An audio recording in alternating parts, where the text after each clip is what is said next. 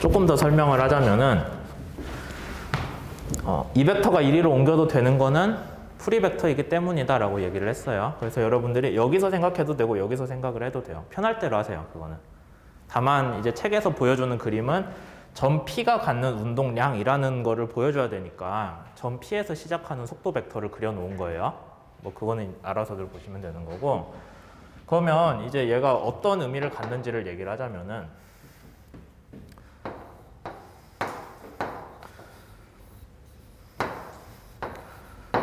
둘이 외적을 하면 뭐가 나온다고 했어요? 외적을 하면은 서로한테 수직인 방향 성분이라고 했죠. 그럼 뭐 R은 그대로 두고 MV에 대해서 수직으로 쪼개볼게요.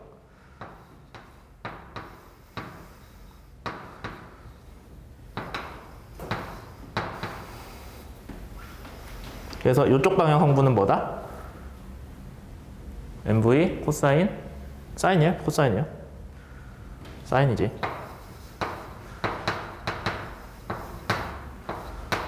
요 방향은 사인이잖아요. 사인. 그 다음에 코사인은 이쪽 방향.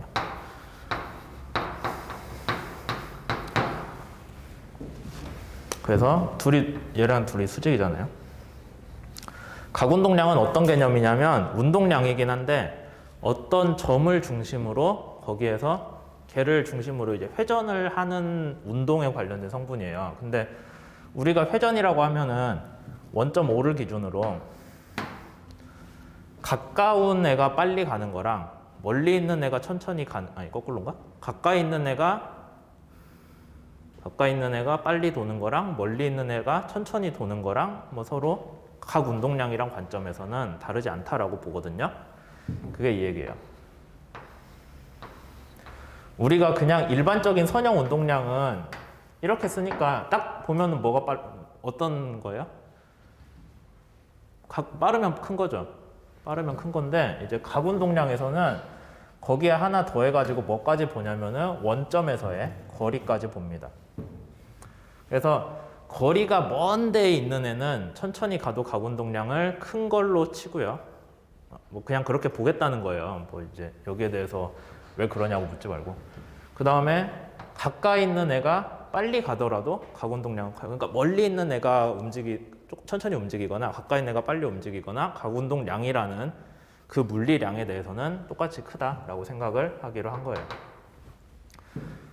이제 그렇게 되어 있을 때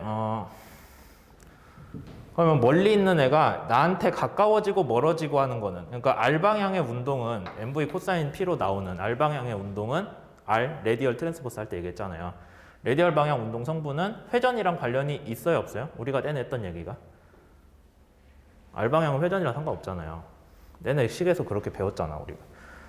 그래서 실제로 회전에 관계 있는 성분은 얘밖에 없더라 라는 거고, 얘하고 얘를 가지고 우리가 풀어줄 건데, 그러면 아까 얘기했듯이 R이 커지면은 MV가 그대로더라도, 그러니까 똑같은 속도로 움직이는 물체가 있다고 했을 때 제가 여기에서 얘를 보는 거랑 이렇게 떨어져서 쟤를 보는 거랑 누가 각 운동량이 더 큰 걸로 계산이 되겠어요? 멀리 있을 때 R이 커졌으니까. 그게 이 얘기다. 그렇게 하기로 약속을 했던 거예요. 이미 운동량이라는 것도 질량이나 속도나 둘 중에 하나 크면 크다고 약속을 했잖아요. 뭐 왜 그러냐고 묻지 마요. 그렇게 약속을 했으니까. 그러니까 얘도 요 식을 통해서 하는데 하필이면 크로스 프로덕트는 왜 들어갔냐? V라는 거가 꼭 R방향에 뭐 수직이거나 평행하게 있을 수는 없잖아요. 있을 리도 없고. 그러니까 걔를 분해를 했을 때 누가 회전이랑 관련이 있더라? 사인 P 성분이 회전이랑 관련이 있더라. 그러니까 걔만 취하는 수식을 쓰자라고 한 게 이거예요. 하필 그 수식을 찾은 거예요. 여기서는 뭐가 들어갔어요? M한테도 비례하고 V한테도 비례하는 거를 우리가 각 운동량으로 약속을 하자, 운동량이라고 약속을 하자 했잖아요. 그럼 사실 이 안에 뭐가 들어가 있어요? 곱하기 들어가 있잖아요. 곱하기라는 식으로 한 거죠. 우리가 이렇게 안 쓰잖아요. 뭐 말도 안 되긴 하지만 이렇게 안 쓰잖아요. 그거랑 똑같은 거예요. 걔를 나타내기 위한 적합한 수식이 하필이면은 여러분들이 처음 보는 외적일 뿐인 거죠. 근데 그 외적 뜻을 보자면은 크기는 뭐다?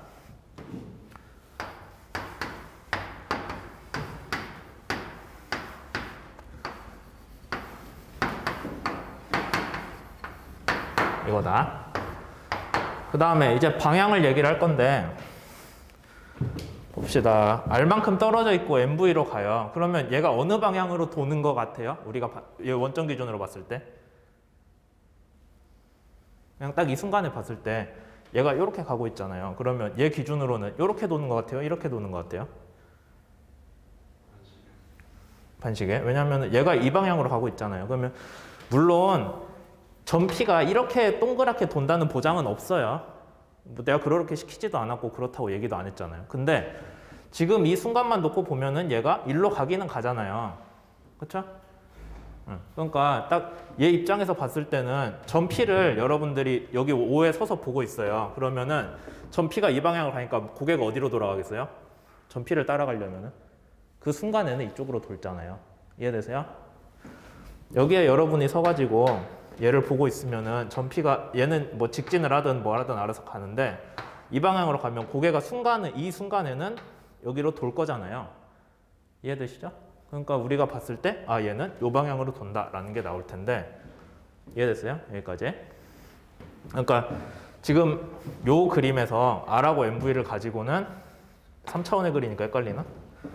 2차원에서 이 방향으로 도는 거는 맞죠? 그렇죠? 근데 우리가 아까 이 크로스 프로덕트 할 때 약속을 어떻게 했어요? 방향을 약속을 하기를 처음 벡터에서 첫 벡터가 뭔지 모르겠지만 얘를 일로 끌고 올게요.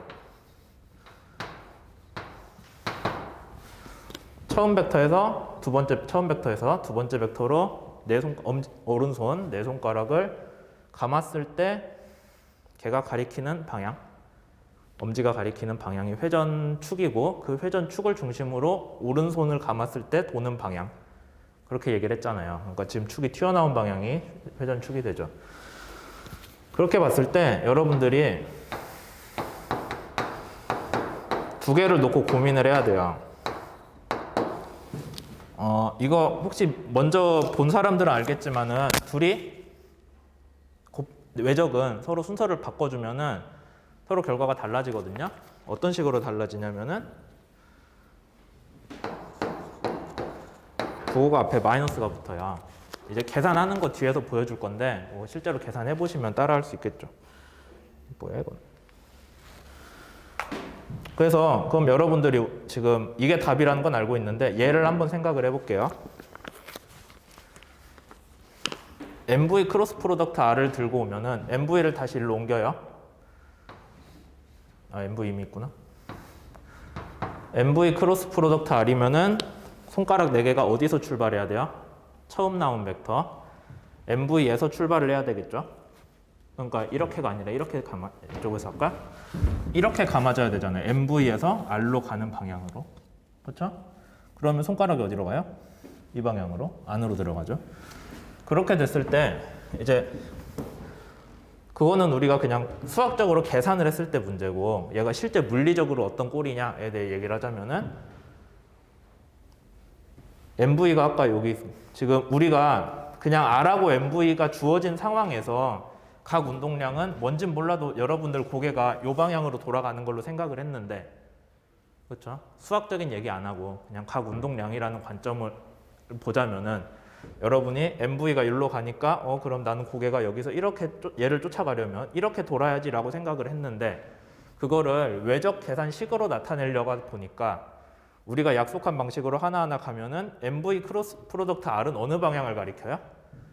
고개가 돌아가는 반대 방향을 가리킨다는 거예요. 이 방향으로도 계산이 되니까. 그래서 사람들이 얘는 거꾸로 가리키니까 얘를 쓰지 말고예요.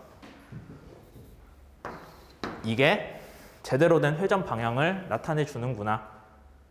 그러니까 전피가 움직이는 걸 여러분들이 봤을 때 그 고개가 돌아가는 축을 오른손으로 이렇게 했을 때 잘 나타내 주는구나 라고 해서 얘로 하기로 했어요. 헷갈리면 안 되겠죠. MV가 앞에 오면은 식이 거꾸로 마이너스가 붙기 때문에 그렇게 하시면 안 되고 R이 먼저 와야 되는 거죠.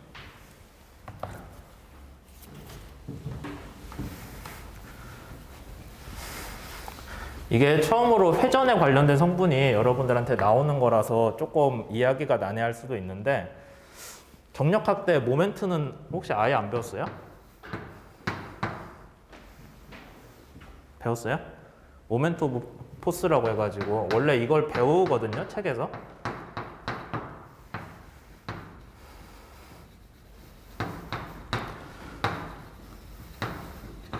이거 아예 안 배웠어요? 배우긴 배웠죠. 근데 이제 사실 이거 똑같이 들어가잖아요. R 크로스 프로덕트.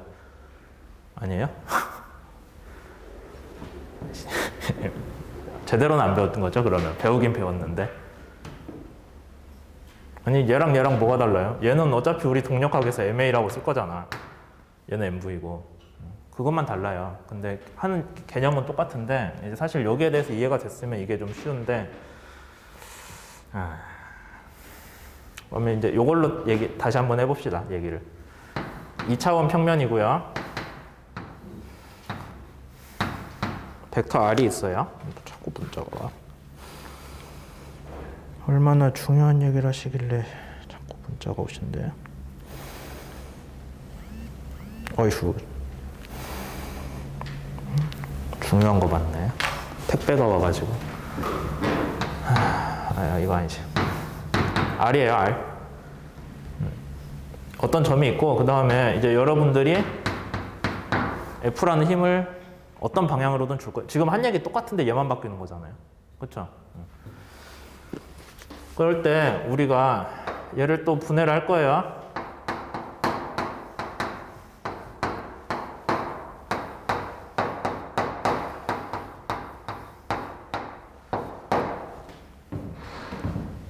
그림 계속 똑같은 얘기 하고 있죠. 둘이 수직인 성분으로 요거 둘이 곱해주면은 토크라는 게 나온다라고 배웠어요? 모멘트 오브 포스나 토크나 뭐 같은 얘기긴 한데 안 배웠어요? 돌림 힘이라고 한글로 배웠어요? 그러면 뭔가를 돌리는 물리량이잖아. 자, 여러분들이 여기로 힘을 이렇게 줬을 때 어차피 이쪽 방향은 필요 없어요. 지금 회전에서는 이쪽 방향만 중요하거든요. 이쪽 방향으로 이렇게 가는 거예요. 그러면 거리가 이만큼 있고 여러분들이 이쪽으로 힘을 주면은 물체가 어느 방향으로 돌아가는 거예요? 반시계. 힘 따라서 가겠지, 당연히. 맞아요? 그럴 거잖아. 여기로 이렇게 힘을 줬다니까. 잘 이해가 안 되나? 이렇게 여기 원점에 뭐가 고정이 돼 있어요. 근데 제가 여기서 힘을 이렇게 줬어요. 이쪽으로. 힘을 팍 하고 줬어. 그럼 얘가 어디로 돌아요? 이 방향으로 돌잖아. 반시계로. 그 방향을 나타내 주려면은 외적을 어떻게 써야 된다? R이 먼저 와야 된다.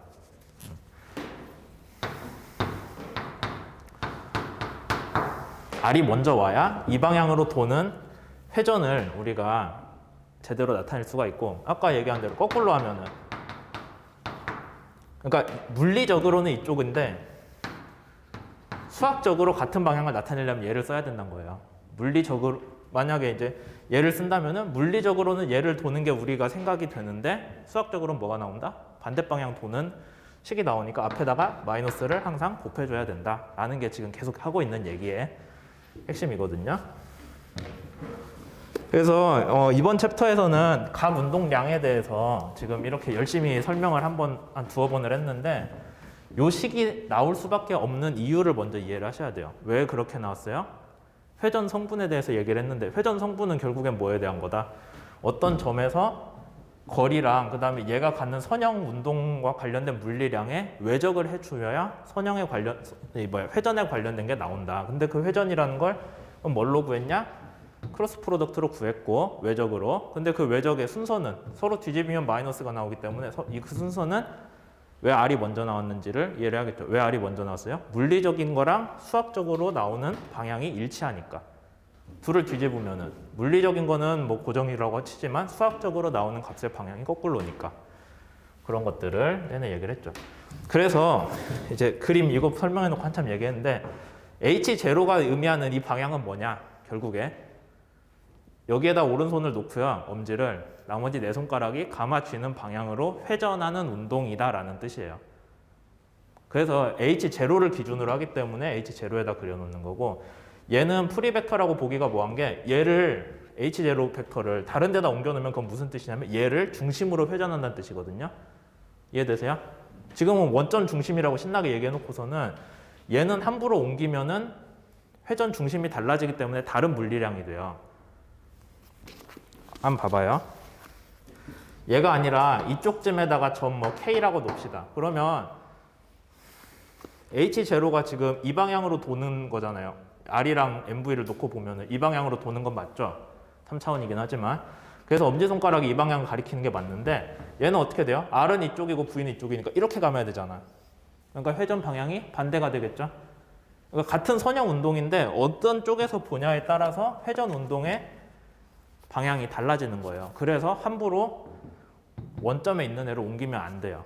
아까 제가 속도나 뭐 힘 같은 건 프리벡터니까 된다고 했는데 걔는 상관없는데 얘는 어떤 점을 기준으로 쓰는 값이기 때문에 함부로 옮기면 안 된다라는 것까지 알고 얘기를 이제 진행을 해야겠죠.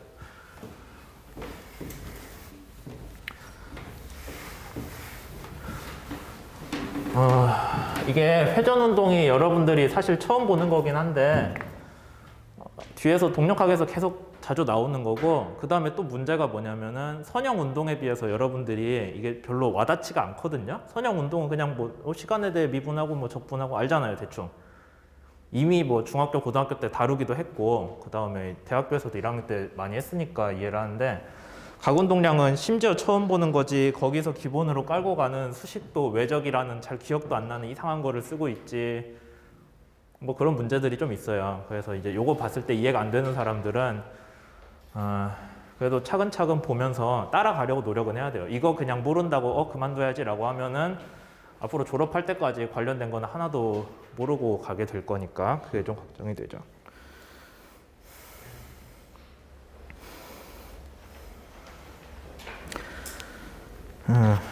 택배가 왔다니까 감사하다고 보냈고, 그러면 이제 크로스 프로덕트 외적을 어떻게 계산을 하냐에 대해서 나와 있는데,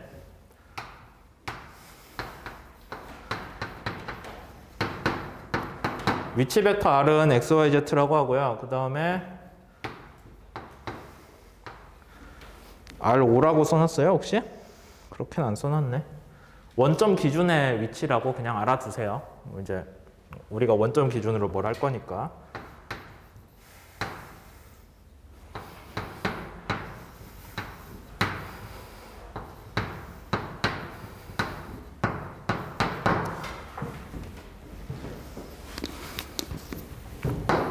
삼 차원 공간에서 얘기를 할 거예요. 2차원 공간에서의 외적을 얘기를 한다고 해도 결국에 회전축은 뭘로 나와요?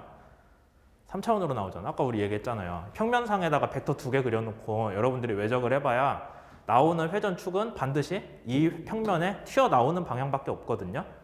그러니까 여러분들이 2차원에서는 외적이 정의가 되겠어요, 안 되겠어요? 외적의 크기는 알 수 있지만 외적의 방향은 나타낼 수가 없어요. 그 평면상에서는. 그래서 외적은 무조건 3차원에서 시작이고, 그 이상 차원에 대해서도 사실 우리가 이런 목적으로 서로 회전 성분을 뽑기 위한 목적으로 쓰는 외적은 3차원에서만 정의가 돼요. 그 이상 차원은 우리가 실제로 다룰 일도 없지만 거기에서 쓰지는 않아요. 반면에 내적은 2차원, 3차원, 뭐 1차원, 차원에 상관없이 다 정의는 돼요. 그게 둘이 달라요. 어쨌든 얘는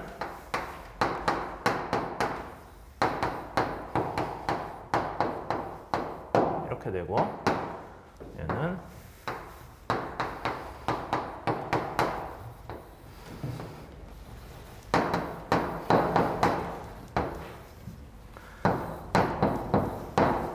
이렇게 되겠죠? 몇 번 했지? 좀 많이 했네. 짧게 하고 자릅시다. 그럼 얘 계산은 어떻게 하냐? 우리가 아까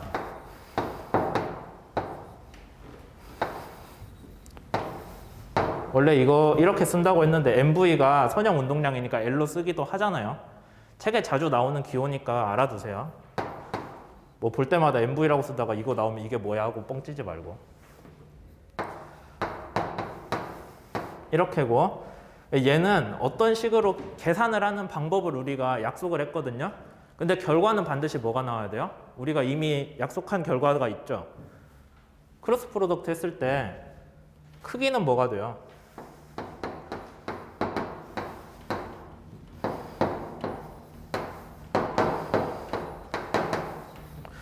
크기는 반드시 얘가 나와야 되고, 방향은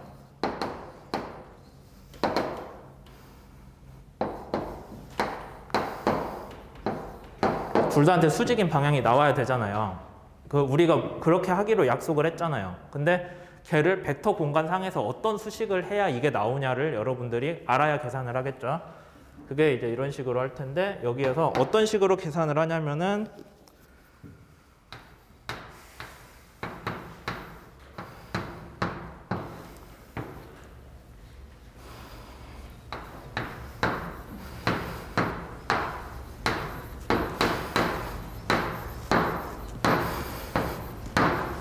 우선 이렇게 써놓고요. 그냥 써놓고 하는 거, 예, 써놓고 하면 돼요. 그 다음에 얘를 옆에다 똑같이 써줘요. K까지는 안 써줘도 돼요.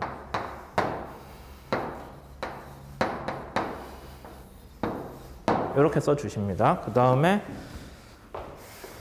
거기에 대해서 대각선으로 얘는 더하기를 해주고요. 그 다음에 또 다른 색으로 해야지. 반대 방향으로는 마이너스를 해줘요. 그렇게 풀기로 약속을 한 거예요. 이제 뭐 다른 식으로도 식을 전개는 할 수 있는데, 이게 이제 여러분들이 제일 쉽게 볼 수 있는 풀이법이거든요. 그러니까 그냥 크로스 프로덕트가 나오면은 별 생각하지 말고 이렇게 전개해가지고 먼저 얘를 계산을 해줘요. 그러면 우선 우하향을 하는 오른쪽 아래로 가는 성분들에 대해서 여러분들이 써보면은 뭐가 되죠?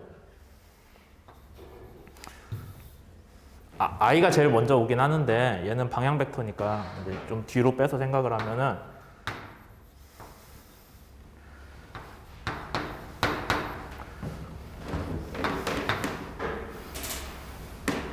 요 방향.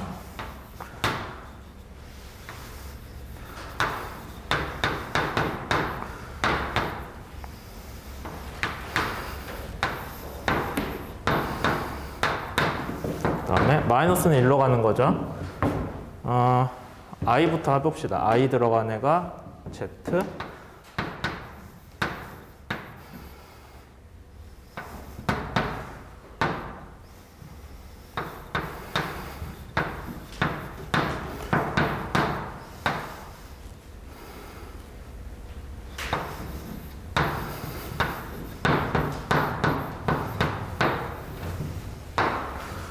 이렇게 풀어지거든요. 그럼 실제로 얘를 계산을 하면 어떤 벡터가 나오냐? 크기는 얘고 방향은 얘인 벡터가 나와요. 뭐 못 믿겠으면은 직접 해보시면 되겠죠. 뭐 시간 좀 걸리겠지만 뭐 이렇게 합니다. 그래서 이런 식으로 풀고, 혹시 이런 식 계산은 뭐 이전에 배웠어요? 아니면 뭐 다른 데서 봤다거나 기억을 한다거나, 뭐 본 사람도 있고 안 본 사람도 있을 텐데, 이거 앞으로 자주 나오거든요. 그러니까 특히 뭐 유체역학에서 자주 나오니까 알아두는 게 좋겠죠. 그래서 그렇게 풀었을 때 이런 식으로 되고, 우리 수업에서 다룰 내용은 아니긴 한데,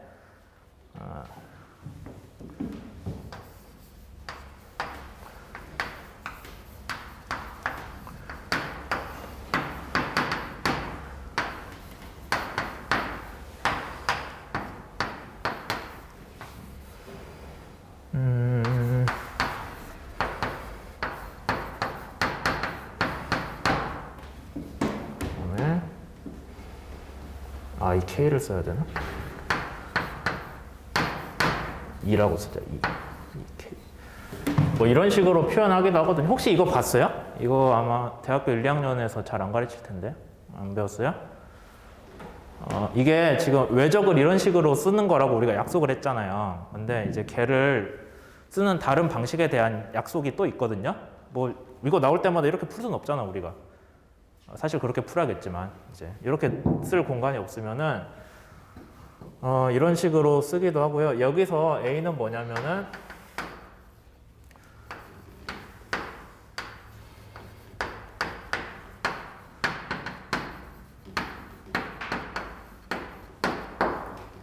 얘도 I로 해야지.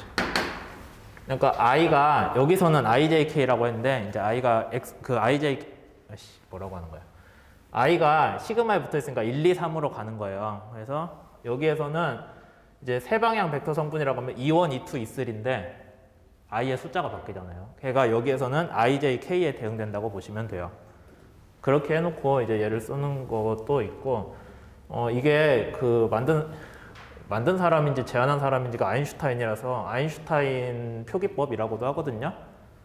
뭐 이것보단 좀 더 똑똑해 보이잖아. 이름을 들어보니까 누구 대단한 사람이 만들었기 때문에 그렇게 계산을 하기도 하고요. 그러면 i랑 여기 a랑 ai, bj 같은 거는 무슨 뜻이냐면은 여기 각각에 붙어 있는 개수들이고요. 그 다음에 여기 ij, k는 뭐라면은 여기 2라는 게 단위 벡터라고 우리가 얘기했으니까 이제 그 성분이 되는 거고, 그 다음에 델타 ij라는 게 이게 델타예요. 소문자 델타거든요. 그리스 문자. 델타 ij가 i랑 j가 같으면은 1이고 서로 다르면 0이고 뭐 그런 식으로 쓰는 것들이 있어요. 적어놨다가 나중에 집에 가서 시간 되면은 한번 찾아봐도 뭐 이해하는데 도움은 될 거예요. 이걸 뭐라고 쓰더라? 아인슈타인 노테이션이랑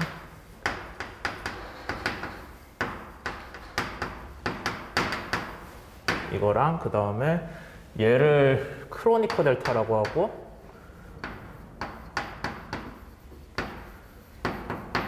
그 다음에 여기 입실론을 뭐였더라? 이탈리아 사람이 기억도 안 나네. 레비 치비탄데 쓰는 게 기억이 안 나요. 한글로 쓰면 나올 거예요.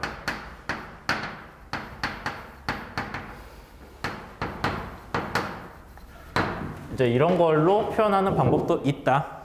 방법은 있는데 그렇다고 계산하는 거는 제가 보기에 동력학 수업에서는 이걸로 하는 게 지금 여러분들 상황에는 더 맞을 것 같다라는 거예요. 그러니까 얘는 실제 계산하는 방법에 대한 거고 얘는 그냥 나타내는 표현법에 대한 거거든요. 이거 일일이 이렇게 표현하고 앉아있을 수는 없잖아요. 그래서 이걸로 하더라라는 건데 이거 얘기를 왜 하냐면은 이제 제가 기억하기로는 기계과에서는 요거 쓸 일이 없거든요. 아니면 유체역학 되게 깊게 들어가면 쓰는 사람들이 있기는 한데 제가 요거 처음 본 게 저기 물리학과 수업에서 전자기학 할 때 이걸 쓰더라고요. 근데 기본 베이스가 없으면 그냥 가갖고 이제 이게 뭔 소리야 하다가 수업을 잘랐어요. 도저히 못 알아듣겠어서. 근데 나중에 알고 보니까는 전에 배웠던 거를 다른 식으로 표현하는 거더라고요. 그러니까 그냥 알아만 두세요. 나중에 수업 듣다 보면 아마 한 번은 볼 거예요, 이거. 근데 안 배운 거라서 여러분들도 이게 뭔 소리야 싶을 거고, 그럼 어디까지 얘기했냐? 결국에는 다시 각 운동량은 어떻게 계산을 한다? 위치 벡터랑 그 점이 어떤 점까지의 위치 벡터랑 그 점이 갖는 선형 운동량이 있으면은 둘을 외적을 해주는데 그 외적은 어떻게 푼다? 이렇게 푼다라는 게 책에 나온 얘기죠. 수업 잠깐 잘랐다가 잠깐 지우고 갈게요.